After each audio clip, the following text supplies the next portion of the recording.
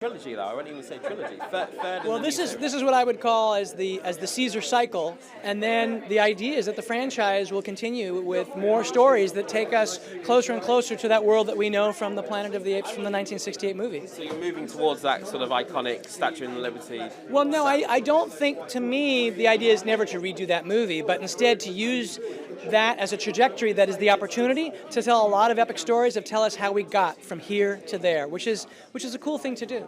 So this is the sort of climax of Caesar's journey. Sure. And is it?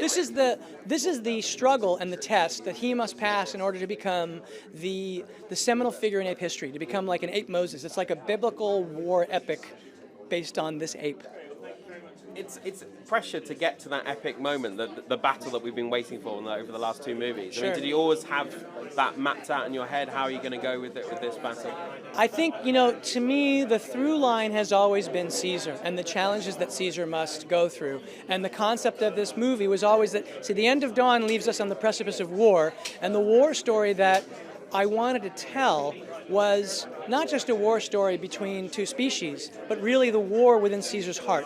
And this had to be the greatest challenge for him yet. His greatest strength is his empathy. And this story, through the extremes of wars, he starts to lose his ability to have empathy. And that's his challenge he must transcend in order to fulfill the promise of what he could become.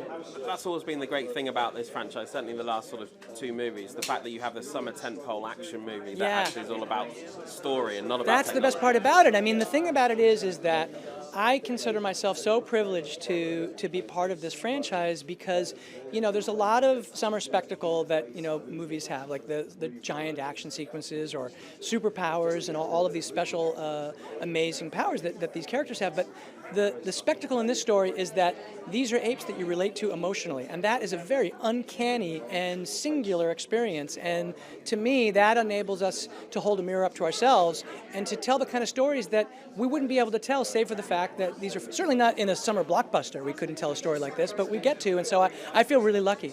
And the fact that we can root for the apes, I mean, for sure. They're not baddies, are they? Well, no, I mean, the whole idea, first of all, the idea is not to have any real villains, but to have a sense of empathy for all of the characters. But this is an ape point of view movie, and this one more than ever. I mean, the other films have all in some way had human perspectives. In this, you come to the human perspectives from the ape point of view.